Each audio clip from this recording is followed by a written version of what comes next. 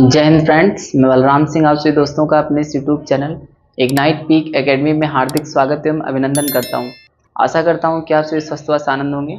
तो पिछले लेक्चर में हम लोगों ने एक्सरसाइज 3.1 का जो पहला क्वेश्चन था उसके तीनों पार्टों के जो क्वेश्चन थे उसको पूरी तरह से कंप्लीट कर लिया था। आज हम लोग उसके आगे क्वेश्चन नंबर 2 के बारे में जानेंगे। क्वेश्चन नंबर 2 का जो पहला पार्ट है, क्वेश्चन नंबर 2 पहले पढ़ लेते हैं। एक एक किन मानों के लिए निम्न रैखिक समीकरण निकाय कोई हल नहीं रखते हैं। और इसका पहला पार्ट है ax + 3y = a - 2 और दूसरा इसकी समीकरण दूसरी है 12x + ay = a। तो सबसे पहले जो आपकी ये समीकरण है ax + 3y, इसमें जो इक्वल टू के बाद में a - 2 दिया गया है इसको इक्वल टू के दूसरी साइड में लाएंगे तो ये आपका a - 2 ब्रैकेट में ऋणात्मक हो जाएगा और इक्वल टू 0 हो जाएगा। इसको हम मान लेंगे इक्वेशन नंबर फर्स्ट। इसी तरीके से जो आपका ये दूसरा है तथा 12x + ay जो आपका इक्वल टू में a है, इसको a को दूसरी साइड में ले जाएंगे तो ये माइनस का a हो जाएगा और इक्वल टू में 0 हो जाएगा। ये आपकी समीकरण नंबर 2 हो जाएगी। अब यहाँ पे लिखेंगे समीकरण 1 की तुलना, समीकरण 1 की तुलना a1x + b1y + c1 = 0 से करने पर, c1 = 0 से करने पर, यानी जो पहले समीकरण का x का गुणांक होता है वो आपका a1 कहलाता है, पहली समीकरण का जो y का गुणांक होता है वो आपका b1 कहलाता है और पहली समीकरण का जो अचर पद होता है वो आपका c1 कहलाता है। तो इस तरीके से जो a1 हो जाएगा वो क्या हो जाएगा, वो a हो जाएगा। b1 क्या हो जाएगा, b1 हो जाएगा 3 और जो c1 है वो हो जाएगा माइनस का a - 2। इसी तरीके से जो आपका समीकरण नंबर 2 है तो लिखेंगे समीकरण 2 की तुलना, समीकरण 2 की तुलना a2x + b2y + c2 = 0 से करने पर, यानी दूसरी समीकरण का जो x का गुणांक होता है वो a2 कहलाता है, दूसरी समीकरण का जो y का गुणांक होता है वो b2 कहलाता है और दूसरी समीकरण का जो अचर पद होता है वो c2 कहलाता है। तो इस तरीके से a2 क्या निकल आएगा, a2 निकल आएगा 12, b2 क्या निकलेगा, b2 निकलेगा a और c2 क्या निकलेगा, ये निकलेगा -a। फिर जो आपका कोई हल नहीं रखता है ऐसी समीकरण क्या होती है, क्या शर्त होती है इसकी, तो ये हो जाती है रैखिक समीकरण। सबसे पहले लिखेंगे रैखिक समीकरण युग्म में चर के किसी या चर के कोई हल ना होने का जो प्रतिबंध है, चर के कोई हल ना होने का जो प्रतिबंध है वो क्या होता है, वो होता है a1/a2, ये बराबर होना चाहिए b1/b2 के, लेकिन c1/c2 के बराबर नहीं होगा।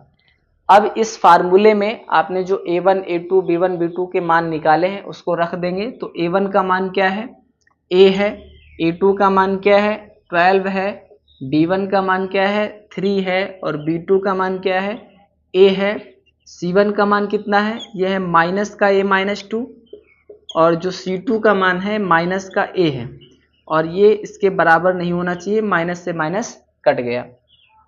फिर इसके बाद में a/12 =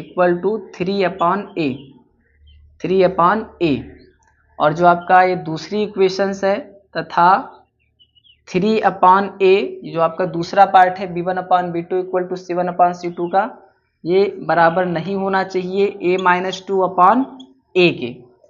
अब इसके बाद में हम इसको आगे सॉल्व करते हैं तो यहीं पे देख लेंगे इसका क्रॉस मल्टीप्लाई a का a से a² हो जाएगा और 12 का 3 से हो जाएगा 12 × 36। तो a का मान कितना आ जाएगा, a का मान ये रूट में 36 हो जाएगा और इस तरीके से जो a निकलेगा वो निकलेगा +-6। a का मान क्या निकलेगा, +-6। अब इधर देखेंगे ये हो जाएगा 3a और a का a से हो जाएगा a², a का -2a से तो माइनस का 2a, -2a को या इधर जितनी भी ये आपकी संख्याएं दी गई हैं, चर और अचर पद दिए गए, इसको इक्वल टू के दूसरी साइड में ले जाएंगे तो हो जाएगा 3a - a² और ये -2a इधर जाएगा तो प्लस का 2a बराबर 0। 3a और 2a ऐड हो जाएगा 5a आएगा, माइनस का a² बराबर 0। यहाँ पे कॉमन नजर आ रहा a तो आएगा 5 - a बराबर 0, यानी 5 - a है। अब इसको इधर हम रफ करके इसको सॉल्व करेंगे। 5 - a = 0, जो संख्या इनटू में होती है वो इक्वल टू के दूसरी साइड में अपॉन में जाती है, यानी कि ये क्या हो जाएगा, ये हो जाएगा a 5 - a = 0/a और 0 के अपॉन में अगर कोई भी संख्या होती है तो क्या हो जाएगी, वो 0 हो जाएगी। तो ये हो जाएगा 5 - a = 0, तो 5 = a। a ऋणात्मक है, दूसरी साइड में जाएगा तो धनात्मक हो जाएगा, यानी a का मान 5 नहीं होना चाहिए, a का मान 5 नहीं होना चाहिए, क्योंकि दूसरी इक्वेशन में क्या था, b1/b2 is not equal to c1/c2। तो यहाँ पे a के किस मान के लिए कोई हल नहीं होगा, तो a बराबर 6 पर निम्न रैखिक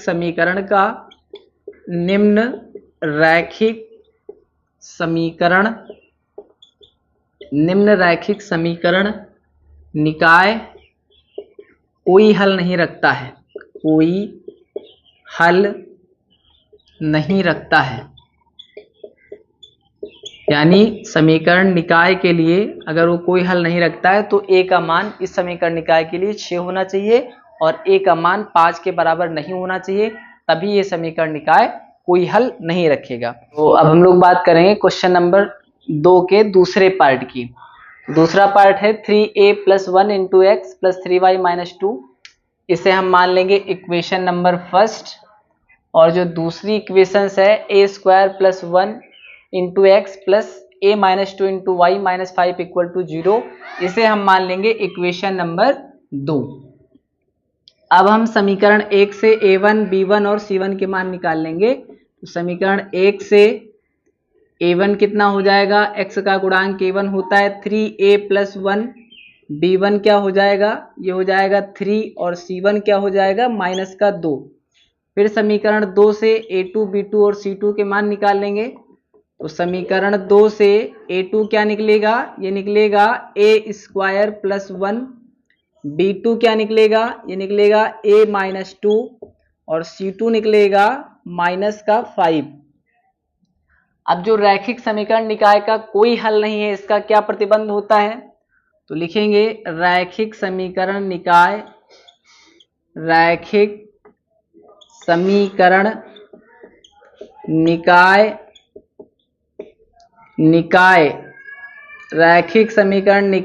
का कोई हल ना होने का प्रतिबंध, कोई हल ना होने का प्रतिबंध ये होता है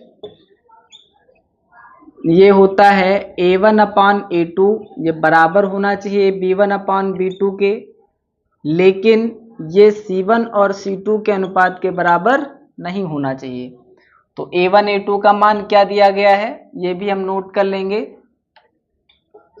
a1 a2 इन सब का मान क्या दिया गया, इसको फार्मूले में नोट करेंगे। तो a1 का मान है 3a + 1 अपॉन a2 का मान है a² + 1, b1 का मान है 3 और b2 का मान है a - 2, c1 का मान है -2 और c2 का मान है -5, माइनस से माइनस कट जाएगा, ये हो जाएगा और ये इसके बराबर फार्मूले से नहीं होना चाहिए। तो इसको पहले a1 और a2 का जो अनुपात है इसको, और b1 और b2 का अनुपात जो है इसको अलग सॉल्व करेंगे। फिर जो b1 और b2 का अनुपात है इसको c1 और c2 के अनुपात से अलग सॉल्व करेंगे। तो सबसे पहले यहाँ पे हम लिखेंगे 3a plus 1 upon a square plus 1 equal to 3 upon a minus 2 तथा 3 upon a minus 2 equal to 2 upon 5 ये बराबर नहीं होगा, नहीं होना चाहिए, और इधर की वैल्यू जो है वो एक के मान के लिए जिम्मेदार होगी। तो इसका मल्टीप्लाई हो जाएगा 3a plus 1 a minus 2 equal to 3a square plus 1, यानी पहले हम इन दोनों को हल कर रहे हैं, इसको हम बाद में सॉल्व करेंगे। तो 3a का a से हो जाएगा 3a स्क्वायर प्लस 3a का माइनस 2 से गुणा हो जाएगा, ये हो जाएगा माइनस का 6a, फिर 1 का a से a हो जाएगा और प्लस माइनस माइनस 1 का 2 से 2 हो जाएगा, बराबर 3 का a स्क्वायर से 3a स्क्वायर प्लस 3 का 1 से तो 3। ये जो संख्याएं हैं इसको इक्वल टू के दूसरी साइड में लाएंगे तो इनके जो साइंस हैं वो चेंज हो जाएंगे। तो ये हो जाएगा 3a स्क्वायर माइनस 6a से एक a जाएगा तो बचेगा माइनस का 5a, क्योंकि बड़ी संख्या में माइनस लगा है, माइनस 2, ये माइनस का 3a स्क्वायर हो जाएगा क्योंकि प्लस का था, इक्वल टू के दूसरी साइड में माइनस का हो जाएगा, प्लस 3, ये माइनस 3 हो जाएगा इक्वल टू 0। 3a स्क्वायर से 3a स्क्वायर कट जाएगा, माइनस का 5a, माइनस 2 और माइनस 3 ऐड करेंगे तो आएगा माइनस 5 इक्वल टू 0। फिर ये माइनस 5a इक्वल टू 5, ये माइनस 5 इक्वल टू के दूसरी साइड में जाएगा प्लस का हो जाएगा, a इक्वल टू 5 अपॉन 5 और ये माइनस ऊपर लग जाएगा, तो ये बचेगा a का मान आएगा माइनस का 1। a का मान कितना आएगा? माइनस का 1। अब हम जो दूसरी इक्वेशंस बनाए थे b1 और b2 का जो अनुपात था और c1 और c2 का जो अनुपात था, इसको लेकर के सॉल्व करेंगे और इसका मान ये आपस में बराबर नहीं होने चाहिए, तो इसको नोट करेंगे। ये दिया गया है 3 upon a minus 2, 3 upon a minus 2 ये बराबर नहीं होना चाहिए 2 अपॉन 5 का, इनका क्रॉस मल्टीप्लाई कराएंगे, 5 3 जा 15 और ये हो जाएगा 2a माइनस का 4, फिर ये हो जाएगा, इसको इक्वल टू के दूसरी साइड में ले जाएंगे तो आएगा 15 और प्लस का 4 हो जाएगा और इक्वल टू ये हो जाएगा 2a, ये हो जाएगा 19 और ये बराबर नहीं होना चाहिए 2a, तो ये हो जाएगा a इक्वल टू 19 अपॉन 2, यानी a के किस मान के लिए रैखिक समीकरण निकाय का कोई हल नहीं होगा, तो a का मान 19/2 के बराबर नहीं होना चाहिए और a का मान माइनस a के बराबर होना चाहिए। तो आप क्या लिखेंगे? आप लिखेंगे कि a बराबर -1 के लिए, a बराबर -1 के लिए निम्न या दिया गया रैखिक समीकरण युग्म, दिया गया रैखिक समीकरण निकाय, रैखिक समीकरण निकाय, रैखिक समीकरण निकाय, रैखिक समीकरण निकाय कोई हल नहीं रखता है, कोई हल नहीं रखता है, कोई हल नहीं रखता है, यानी a के 2 मान आते हैं तो जो आपका बराबर में मान आता है वो आप रखेंगे, जो इक्वल टू के बराबर नहीं आता है उसको नहीं रखा जाएगा। तो a के किस मान के लिए? तो a बराबर -1 के लिए दिया गया रैखिक समीकरण युग्म क्या हो जाएगा? कोई हल नहीं रखेगा। तो अब हम लोग बात करेंगे इस क्वेश्चन के तीसरे पार्ट के बारे में। तो इसका तीसरा पार्ट क्या है? x + 2y = 5 और इसकी जो दूसरी इक्वेशंस है वो 3x + ay + 15 = 0। तो सबसे पहले जो आपकी ये इक्वेशंस दी गई है इसमें जो इक्वल टू के बाद में 5 लगा हुआ है इसको इक्वल टू के बाईं ओर लेकर के आएंगे और ये ऋणात्मक हो जाएगा और इसका मान इक्वल टू 0 के बराबर हो जाएगा। तब हम इसकी कंपेयर करेंगे a1x + b1y + c1 = 0 से और वहां से हम a1 b1 और c1 के मान निकाल लेंगे। ठीक इसी प्रकार से हम दूसरी इक्वेशंस में आएंगे, इसकी कंपेयर करेंगे a2x + b2y + c2 = 0 और यहाँ से हम a2 b2 और c2 के मान निकाल लेंगे। फिर एक फार्मूला हमको पता है कि अगर कोई हल नहीं रखता है कोई भी रैखिक समीकरण युग्म तो a1 और a2 का जो अनुपात है वो b1 और b2 के अनुपात के बराबर होना चाहिए, लेकिन जो b1 और b2 का अनुपात है वो c1 और c2 के अनुपात के बराबर नहीं होना चाहिए। तो सबसे पहले जो आपकी इक्वेशंस दी गई है इसको व्यवस्थित कर लेंगे। व्यवस्थित करने का मतलब 5 को इक्वल टू के दूसरी साइड में लाएंगे तो -5 = 0 हो जाएगा और इसको इक्वेशन नंबर फर्स्ट मान लेंगे। अब यहाँ से हम लिखेंगे कि समीकरण एक की तुलना a1x plus b1y plus c1 बराबर 0 से करने पर तो a1 क्या निकल आएगा, पहली समीकरण का x का गुणांक a1 कहलाता है, तो a1 हो जाएगा जिसके इनटू में कुछ नहीं होता है 1 होता है। b1 क्या हो जाएगा, y का गुणांक b1 है तो y का गुणांक 2 है, और जो c1 है वो पहली इक्वेशंस का अंतिम अचर पद होता है यानी माइनस का 5 होगा। इसी प्रकार हम आएंगे समीकरण 2 पे। इसी प्रकार जो आपकी समीकरण 2 दी गई है व्यवस्थित है, इसको हम समीकरण 2 मान सकते हैं। इसी प्रकार समीकरण 2 की तुलना ये किससे करेंगे, इसकी तुलना करेंगे a2x plus b2y plus c2 बराबर 0 से करने पर a2 क्या है, दूसरी इक्वेशंस का जो x का गुणांक है वो a2 कहलाता है। तो दूसरी इक्वेशंस में जो x का गुणांक है वो a2 है, यानी a2 कितना है, a2 आपका कहलाएगा 3। a2 क्या हो जाएगा 3। b2 क्या हो जाएगा, दूसरी इक्वेशंस का जो y का गुणांक है वो आपका b2 हो जाएगा, b2 है a, और c2 क्या हो जाएगा, दूसरी इक्वेशंस का जो अंतिम अचर पद होता है वो आपका b2 कहलाता है, c2 कहलाता है, यानी c2 क्या हो जाएगा 15 हो जाएगा।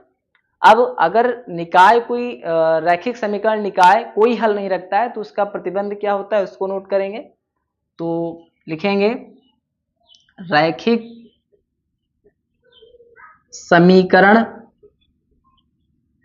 निकाय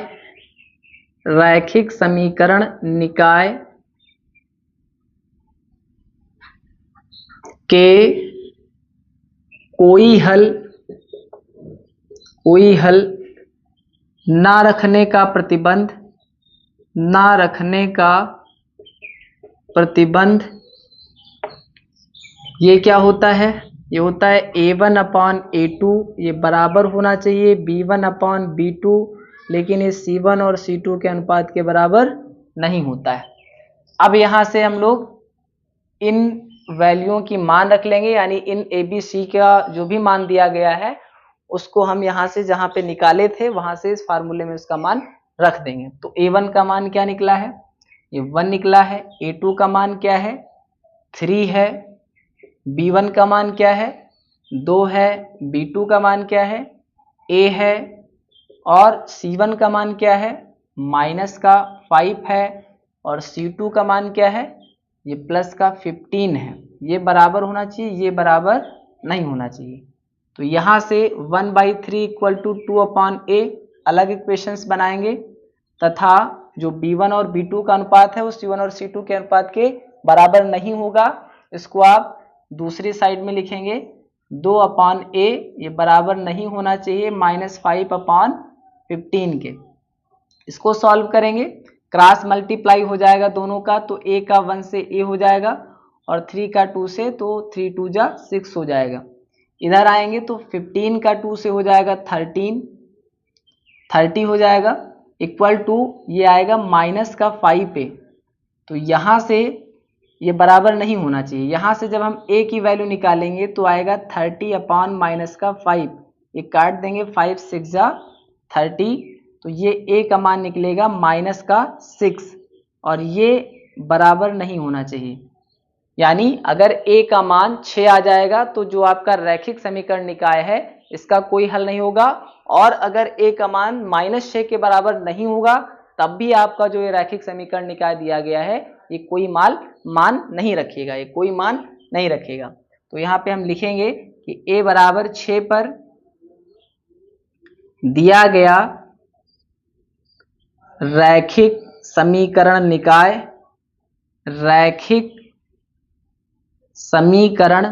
ये a है, निकाय कोई हल नहीं रखेगा, निकाय कोई हल नहीं रखेगा या कोई हल नहीं रखता है।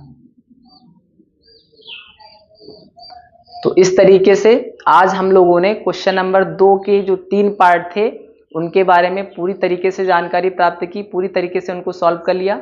आगे के लेक्चर में हम इसके आगे का जो क्वेश्चन नंबर 3 है और उसके जो विभिन्न पार्ट दिए गए हैं उनके क्वेश्चनों को जानेंगे। तब तक के लिए पढ़ते रहिए। अगर आपका कोई भी डाउट हो तो आप लोग कमेंट सेक्शन में कमेंट कर सकते हैं। Thank you. जय हिंद, जय भारत।